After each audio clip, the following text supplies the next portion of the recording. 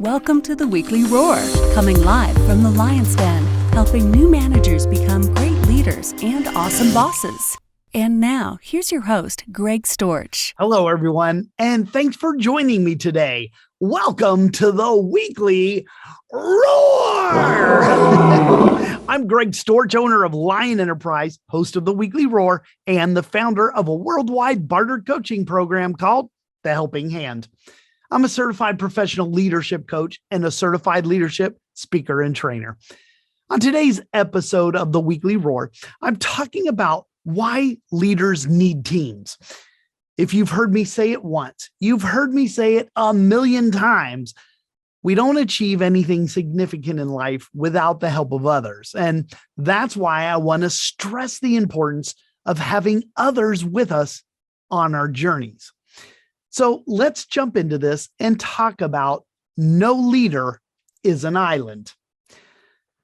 This past weekend, I was reminded of a really important fact about leadership. So today I want to talk about it. Now, I'm going to ask you to suspend your biases and judgment on this story and just hear me out, okay?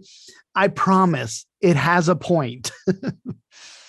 My favorite football team was playing in the divisional games this weekend. As a matter of fact, they're the reigning Super Bowl champions. Now, whether you're a fan of the NFL or not, there's no doubt that you've heard of a guy named Tom Brady.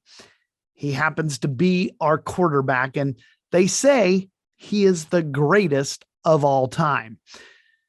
When it comes to Tom Brady, people have a love-hate relationship with him. They either love him or they hate him. But as the oldest quarterback in the National Football League at 44 years old, there's no denying that this guy's got some talent. Now, I'm not here to argue about football. You have your team, I have my team. It's fine. Maybe you don't even have a team at all and you could care less about the NFL. It doesn't matter. I just want to make a point today. Now, as I watched the divisional game unfold on Sunday night, I couldn't help but see it through a leadership lens. So I'm looking at the quarterback. Quarterbacks are the overall leader of a football team. They set the direction of the game and they call the plays that the team has to execute. If the leader does a good job leading that team, then it typically results in reaching their goals, winning the game. So how is it that someone considered to be the greatest quarterback of all time and the reigning Super Bowl champion couldn't pull off the win against the Los Angeles Rams this past Sunday? Well, my first point in today's Weekly Roar is about to be made. Here it is. It doesn't matter how great of a leader you are. It doesn't matter how much natural talent that you possess. If you don't have the right people on your team, you're going to lose. Now, I'll even go one step further. It's not only the responsibility of a leader to ensure that they have the right people on their team in the right seats, on the right bus, but also that it's their responsibility to help their team members learn and grow so they can become those people on the team that they need them to be. From a business sense, then, you can be a great leader, a gifted, natural leader. But if you don't have the right people on your team, you won't ever see your vision come together. Now, my football team was missing a lot of key offensive players, so the quarterback couldn't achieve much with his natural raw talent. See, it doesn't matter how great you are. Without great people, you will always fall short of the goal and miss your mark. Yes, it does help when people are naturally gifted in leadership because they don't have to expend a lot of energy in that area trying to influence others because it occurs naturally for them. People want to be on their winning team. But at the end of the day, it's the team. Each individual who plays a key role in the big picture that makes all the difference. Make sense? So my quarterback, he can't throw the ball to himself. He needs receivers who will execute his plays and when it's go time, actually be able to catch the ball and achieve the outcomes designed by each play that he calls. You know, on a football team, there are many different positions, and every one of them has a specific function to execute. When each player does their job, the team advances down the field and scores points. And sometimes those players have to be willing to step in and take on roles they aren't typically assigned to fill for the overall good of the team.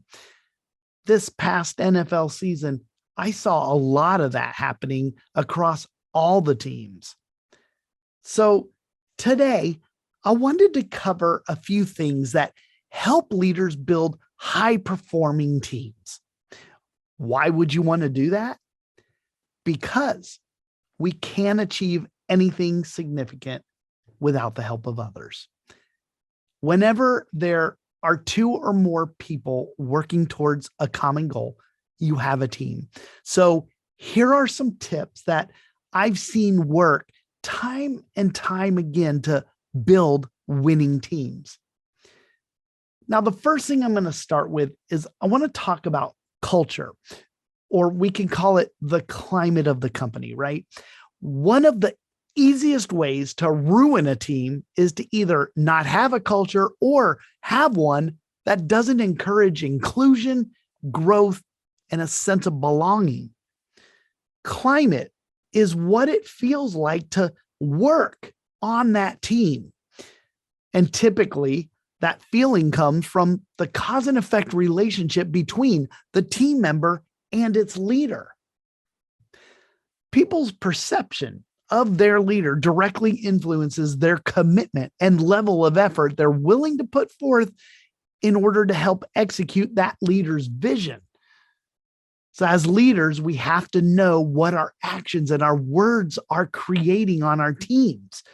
Depending on how you lead, you can either create a climate that encourages growth and collaboration, or you could create a climate that stifles creativity and motivation, which typically leads to toxic workplaces.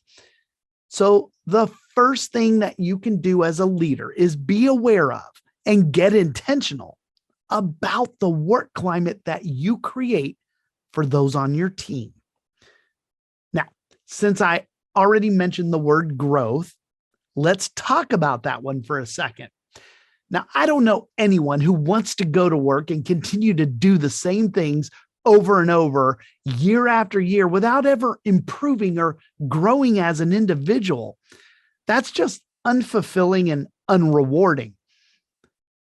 Leaders who grow their people typically have better outcomes than leaders who drive their teams into the dirt.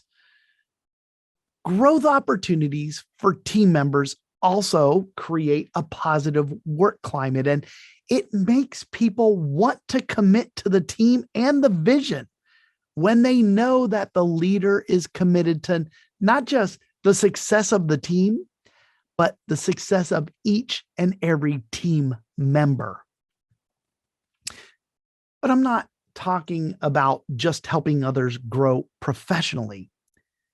Great leaders take a more holistic approach to the growth of their people by looking outside of the workplace for growth opportunities.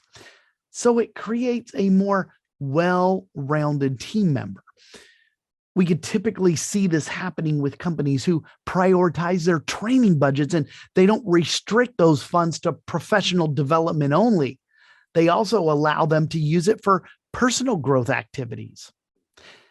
It's modeling a respectable work-life balance by not launching those emails to your team members at 11 p.m. Now, if you want to get the best from your people, you have to help them be the best. So, in addition to creating the right climate, you have to also focus on their growth, both personally and professionally. And here's one more thing you can focus on that's sure to strengthen your team, giving you the best chance to win the big game. Focus on your relationships. You have to connect with not only each team member, but connect the team members with each other so they become a cohesive unit. I've talked many times about the art of connection and why it goes beyond just communication. The real success comes from establishing relationships with everyone. It's easier for people to give their trust and to understand others when relationships are formed on a more personal level.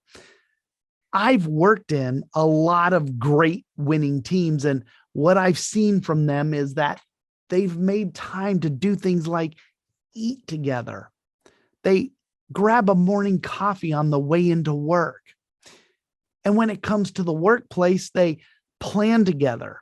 They celebrate their wins. And at the end of the day, they would even make time to share a drink with each other. I've been on those teams and I've led those teams. So I can tell you that we create a safe environment for others when we create relationships that are based in forming bonds with each other. So not just communicating with each other, but connecting and forming meaningful relationships. So my advice to you is to not forget about these things in addition to keeping your eye on the ultimate goal. Take care of your people and they'll take care of you. Now, there are a lot of other factors that will help leaders build high-performing teams, and my friend David McGlennon is an expert at that. But I haven't covered all of them today. Of course, we wouldn't have enough time, but trust me, when all is said and done, it can all be traced back to the EQ factor of the leader. All we want, no matter who we are, is to belong. We want to feel part of the group to satisfy that sense of belonging. The 3 things I mentioned today are people-focused, key ingredients to making that happen. Focusing on the culture that we create, helping our people grow professionally and personally, and developing relationships that go beyond the workspaces and office settings are all great ways for us to get started and keep moving forward with our teams if we want to turn them into high performers. It was Henry Ford who said about teamwork that coming together is a beginning, staying together is a progress, and working together is success. But it was Michael Jordan who nailed it when it comes to today's topics when he said this: talent wins games, but teamwork and intelligence wins championships. I love that. Okay, friends, that's it for today. Now, I would love to hear what you have to say about this. So please feel free to comment below and share your thoughts and experience with others here in the Lion's Den. What are some of the ways you're leading your teams, your family, your community to success by creating high-performing teams? Until we meet again, remember, be powerful, but stay poised just like a lion. Bye, everybody. Thanks for watching the Weekly Roar live event at lionenterprise.com. If you enjoyed this video, please tell others to join us each week here in the Lion's Den. Thanks again, and see you next week.